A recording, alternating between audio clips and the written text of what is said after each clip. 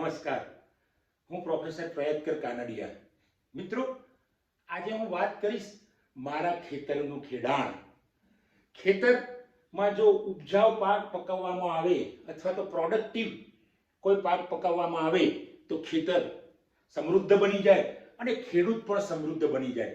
મિત્રો, આપણું જીવન પણ એક ખેતર જેવું છે અને ખેતરમાં કેટલું ખેડવું એ આપણા હાથમાં છે. ક્યારેક ઈશ્વર પણ તમને મદદ કરે છે તો તમારું પોતાનું જીવન એ તમારા માટે ખેતરરૂપ છે. મેં પણ મારું જીવન એક ખેતર સમજીને એમાં મેં કેટલાય સમયથી ખેડાણ ચાલુ કર્યું. મિત્રો, મારા ખેતરનું ખેડાણ, અને મેં મારા ફાધર ટીચર હતા અને બીજા મારા શિક્ષક ગુરુજનોની છુપી પ્રેરણાથી મને લખવાની એક સુટેવ પડી અને મેં એ વખતે નક્કી કર્યું કે રોજનું એક પાનું લખવું. મિત્રો, એક પાનું લખતા લખતા લખતા હું લગભગ 50 સુધી પહોંચી ગયો છું. 50 પુસ્તકો સુધી પહોંચી ગયો છું અને મારી પબ્લિશ થયેલી બુક તો 45 છે અને લગભગ 4 થી 5 બુક્સ મારી પાઇપલાઇનમાં છે. તો મિત્રો, એ પણ કદાચ થોડાક સમયમાં પબ્લિશ થઈ જશે. મેં મારા ખેતરના ખેડાણની વાત કરીશ તો મેં જુદા જુદા પાકો પકવ્યા છે. મેં મારા ખેતરમાં જેમ સમય આવે, જેમ પરિસ્થિતિ હોય એ પ્રમાણે મેં મારા પાકો, મારા જિંદગીના ખેતરમાં મેં પાકો પકવ્યા છે. મિત્રો, હું જીવન ચરિત્રાત્મક 2 પુસ્તકો લખ્યા છે. કર્મયોગી માણેકલાલ માધવલાલ પટેલ, અલઘારી શ્રી રમણભાઈ પટેલ જે મારા ગુરુ હતા એમના પર મેં એક જીવન ચરિત્રાત્મક બુક લખી છે. ગ્રામ જીવન પર મેં એક બુક લખી છે, કારણ કે હું બેઝિકલી ગામડીયો છું. કારણ કે ગામ મને આજે પણ ગમે છે, એ વખતે પણ ગમતું હતું. એ વખતે તો છોડવાનું નહોતું થતું અને આજે ગામમાં ગયો હોય તો આવવાનું નથી થતું. મિત્રો, તો ગ્રામ જીવન પર મેં એક સરસ બુક લખી છે, બરાબર. તો આ ગામની મહેક એ બુકનું નામ છે. 18 પુસ્તકો મેં ગ્રંથાલય અને માહિતી વિજ્ઞાન એટલે લાઇબ્રેરી અને ઇન્ફોર્મેશન સાયન્સ પર લખ્યા છે. જુદા જુદા વિષયો પર ગ્રંથાલય અને માહિતી વિજ્ઞાનનો પાયો, વર્ગીકરણ, સૂચિકરણ, ઉપભોક્તા અને ગ્રંથાલય. આ સિવાયના તમે પુસ્તકો જોશો તો ઉપજો, માહિતી પદ્ધતિ, ઉપજો, માહિતી પ્રક્રિયા અને પુનઃપ્રાપ્તિ, એવા લગભગ મેં ગ્રંથાલય અને માહિતી વિજ્ઞાન પર 18 પુસ્તકો. And new trends in library science એ અંગ્રેજીમાં મારું પુસ્તક છે. મિત્રો, તો આવા મેં 18 પુસ્તકો લાઇબ્રેરી સાયન્સમાં લખી નાખ્યા છે અને હજુ 19મું એ આવવાની તૈયારીમાં છે, એ લાઈનમાં છે. મિત્રો, યુવાનો, વિદ્યાર્થીઓના સંપર્કમાં હું હંમેશા રહ્યો છું, કારણ કે હું એક પ્રોફેસર છું એટલે મારા વિદ્યાર્થીઓ યુવાનો જ હોય છે.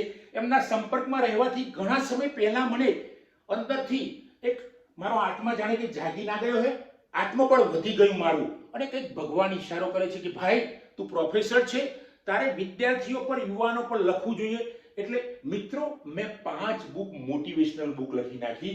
સફળતાની સફર, વિદ્યાર્થીના જીવનના સફળતાની સફર, આજની પેઢી કાલનું ભવિષ્ય, એવી 5 બુક મેં મોટિવેશનલ યુવાનોના માટે મેં લખી છે. એ સિવાય મેં 11 જેટલી નોવેલ લખી છે. હું ખોવાયોથી શરૂ કરીને મિત્રો અત્યારે સંઘર્ષ સુધી હું પહોંચ્યો છું. એક્સટેસી અંગ્રેજીમાં ટ્રાન્સલેશન થયું છે હું ખોવાયોનું. એ સિવાય મારી નોવેલ છે ઠોઠિયો, સંઘર્ષ, વલોપાત દીકરીઓ માટે. ઠોઠિયો બધા માટે છે કે ઠોઠિયો માણસ ક્યાં પહોંચી જાય છે એના સંદર્ભમાં એ વાત કરી છે.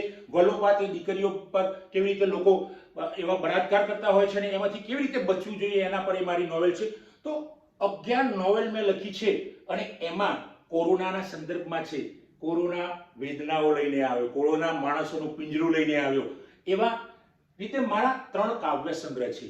એમાં હિન્દી કાવ્ય સંગ્રહ છે પ્રેમ, ગુજરાતીમાં છે ખણીન ખણીન, બીજો ગુજરાતીમાં છે કોરોના વેદનાઓ લઈને આવ્યો. તો મિત્રો, આવા કાવ્ય સંગ્રહો પણ મેં 3 લખ્યા છે. હજુ 4થો કાવ્ય સંગ્રહ મારો ચાલી રહ્યો છે લખવાનો. એ સિવાય વાત કરીશું તો આરોગ્ય સંદર્ભમાં મેં 2 બુક લખી છે.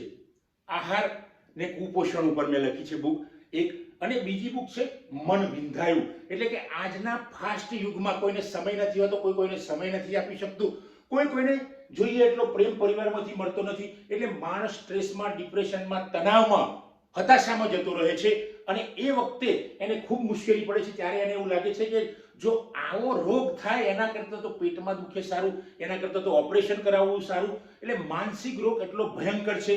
તો એમાંથી કેવી રીતે બચવું એના પર મેં બુક લખી છે મન વિંધાયું. અને આ મન વિંધાયું પુસ્તક લખતા લગભગ 100 જણોની મેં મુલાકાત લીધેલી, મનોચિકિત્સકોની મુલાકાત લીધેલી, અને એમાંથી જે માણસોનું સારું હતું એ ભાથું મેં આ પુસ્તકમાં મૂક્યું છે. મિત્રો, તો કાવ્ય સંગ્રહ, આરોગ્ય, સામાજિક સામાજિક પુસ્તક પણ મેં લખ્યું છે, નવા સમાજનો રણકાર. આજનો સમાજ કેવો હોવો જોઈએ, આજના યુવાન સમાજોમાં કેવા હોવી જોઈએ, એ દરેક સમાજને સાંકળતી એ પુસ્તક બુક છે મારી, અને એનું નામ છે આજના સમાજનો રણકાર, નવા સમાજનો રણકાર. મિત્રો, આ સામાજિક બુક છે, એ સામાજિક અને સુરક્ષા ખાતાએ એને પબ્લિકેશન કર્યું છે, એને આર્થિક સહાય કરી છે. એ સિવાય મારી 3-4 નોવેલ છે, એનું પણ સાહિત્ય અકાદમીએ પુરસ્કાર આપીને કર્યું છે. અને આ પુસ્તકો લખતા મેં એક અરવલ્લીનું ઝરણું સુંદર નવલકથા મેં દીપક બાપુ મેઘરજના વૈયા આશ્રમના, રામદેવ આશ્રમના બાપુ પર મેં 5 દિવસમાં એક નોવેલ લખી નાખેલી. ત્યારે બાપુએ કંઈક મોરારી બાપુને વાત કરી, અને એ વખતે મોરારી બાપુએ મને એક બેસ્ટ ઓથર અને બેસ્ટ ટીચરનો એવોર્ડ આપેલો. મિત્રો, એ સિવાય અહીંયા આ બાજુ અચલા ફાઉન્ડેશનના ચેરમેન અને પ્રમુખ એવા મફતલાલ પટેલને ખબર પડી કે ભાઈ આ બહુ સારું લખે છે, કારણ કે અચલામાં મારા 70 થી વધુ લેખો છે. તો એ વખતે મને મફતલાલે પણ 2019માં બેસ્ટ ટીચર અને બેસ્ટ રાઇટરનો એવોર્ડ આપ્યો. મિત્રો, તો આ બધા મારા ખેતરના ખેડાણમાં મેં જે કર્યું એના સંદર્ભમાં મને ક્યાંક બદલો મળ્યો છે, મોટે ભાગે મળ્યો છે. અને મને સૌથી સંતોષ તો એ છે કે હું હંમેશા આ લખવાથી, આ સમય વ્યતીત કરવાથી, લખવામાં, બોલવામાં, વિડીયો બનાવવામાં, એ બધામાં સમય વ્યતીત કરવાથી આનંદ મળે છે, બહુ મોટી વસ્તુ છે. મિત્રો, જીવનમાં દુઃખ તો સૌને હોય છે, પણ એ દુઃખમાંથી કેવી રીતે નીકળવું એ બહુ મોટી વસ્તુ છે. એટલે સતત પ્રવૃત્તમય રહીએ, સતત જે આપણી જે ટેલેન્ટ અંદર પડી છે એ ટેલેન્ટને વિકાસ કરતા રહીએ તો આપણે ખુશ રહીશું. મિત્રો, એ સિવાય મારી એક શિક્ષણ પર બુક છે. એ શિક્ષણ પર પણ સરળ શિક્ષણ, બાળકોને કેવી રીતે શિક્ષણ આપવું જોઈએ, બાળકો શિક્ષણ લઈને શું કરી શકે છે, ભાર વિનાનું ભણતર, શિક્ષણની ગુણવત્તા ઘવાઈ, આવા પ્રકરણો સહિત આ પુસ્તક લખાયું છે. તો મિત્રો, આ પુસ્તક પણ દરેકે વાંચવા જેવું છે. મિત્રો, હું કહું છું, મારા દરેક પુસ્તકો જ્યારે પણ આપણને સમય મળે, તમને સમય મળે તો તમે વાંચી શકો છો, કારણ કે એમાં મેં નવી જનરેશન, જૂની જનરેશન અને મધ્યમ જે જનરેશન છે એને સાંકળવાનો પ્રયત્ન કર્યો છે.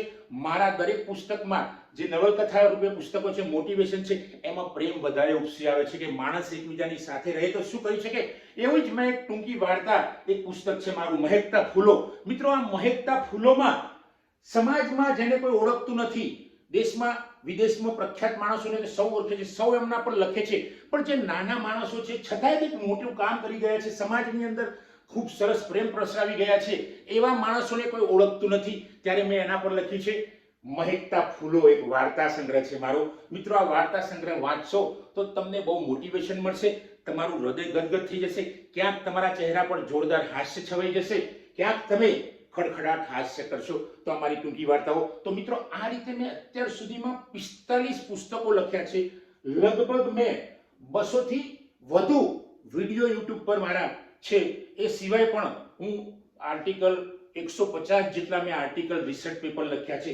આ હું એટલા માટે કહું છું કે કોઈ પણ આ વિડીયો જોશે તો એને ખબર પડશે કે ના ભાઈ, આ પુસ્તકો જેમને જરૂર છે, લાઇબ્રેરી સાયન્સમાં ભણે છે, કોઈને નોવેલનો રસ છે, કોઈને સામાજિક પુસ્તક વાંચવાનો રસ છે, કોઈને શિક્ષણનું પુસ્તક વાંચવાનો રસ છે, કોઈને ટૂંકી વાર્તાઓ વાંચવાનો રસ છે, કોઈને કાવ્ય સંગ્રહ વાંચવાનો રસ છે, કોઈને જીવન ચરિત્રાત્મક પુસ્તક વાંચવાનો શોખ છે, તો આવા વ્યક્તિઓ આ પુસ્તકો લઈને વાંચી શકશે.